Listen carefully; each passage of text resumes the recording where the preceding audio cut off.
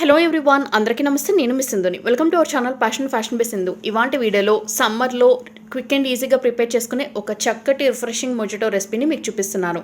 Recipe preparation కోసం ఇక్కడ నేను 2 కప్పుల సీడ్లెస్ గ్రీన్ గ్రేప్స్ తీసుకున్నాను. వీటిని ఒక మిక్సీ జార్లోకి యాడ్ చేసి ఒక పావు teaspoon black salt add చేస్తున్నాను. ఈ బ్లాక్ సాల్ట్ అనేది కొంచెం తీయగా పుల్లగా ఉంటుంది. సో ఇది యాడ్ చేయడం వల్ల మంచి టేస్ట్ అనేది వస్తుంది ఈ జ్యూస్కి.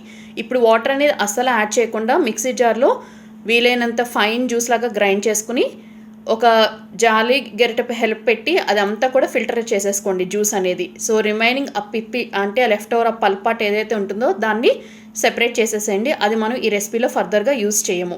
సో ఇప్పుడు ఈ జ్యూస్లో వాటర్ అనేది అస్సలు యాడ్ చేయొద్దు. జ్యూస్ అనేది కావాలనుకుంటే యాజ్ ఇస్ ఇలాగే తాగేసేయచ్చు. మనం ఇక్కడ మొజిటో ప్రిపేర్ చేసుకుంటున్నాం కాబట్టి ఒక సర్వింగ్ గ్లాస్లోకి ఒక పావు నిమ్మ చెక్కని సీడ్స్ రిమూవ్ చేసి చిన్న ముక్కలుగా కట్ చేసుకున్నవి యాడ్ చేసుకోండి. అలాగే ఒక 5-6 పుదీనా ఆకులు కూడా యాడ్ చేసి ఈ రెండింటిని కోర్స్గా క్రషింగ్ లాగా చేయండి. సో క్రషింగ్ చేయడం కోసం ఇక్కడ మీ దగ్గర వుడెన్ స్పాచులా లాంటిది ఏదైనా ఉంటే దాని హెల్ప్ పెట్టి చేసేయండి, లేదా గెరిట బ్యాక్ సైడ్ హెల్ప్ పెట్టి అయినా చేసేసుకోవచ్చు. సో కోర్స్గా క్రష్ చేయండి, మరి స్మూత్గా జ్యూస్ మొత్తం ఎక్స్ట్రాక్ట్ అయ్యే రకంగా అయితే చేయొద్దు. ఇప్పుడు ఇందులోకి ఒక 2 or 3 ఐస్ క్యూబ్స్ యాడ్ చేసుకుని ఈ గ్రేప్ జ్యూస్ క్వాంటిటీ నుంచి హాఫ్ క్వాంటిటీని సర్వింగ్ గ్లాస్లోకి యాడ్ చేసేయండి. నేను ఈ రెసిపీని 3 మెంబర్స్కి సరిపడా ప్రిపేర్ చేశాను. సో మీరు సర్వ్ చేయదలుచుకున్న క్వాంటిటీని బట్టి చూపించిన ఇంగ్రీడియంట్స్ రేషియోస్ అన్నీ కూడా అడ్జస్ట్ చేసుకుని తీసుకోండి. ఇప్పుడు గ్లాస్లో రిమైనింగ్ పార్ట్ అంతా కూడా నేను బాగా చిల్డ్గా ఉన్న సోడా యాడ్ చేసేసాను. ఈ సోడా ప్లేస్లో మీరు కావాలి అనుకుంటే స్ప్రైట్ కూడా యాడ్ చేసుకోవచ్చు.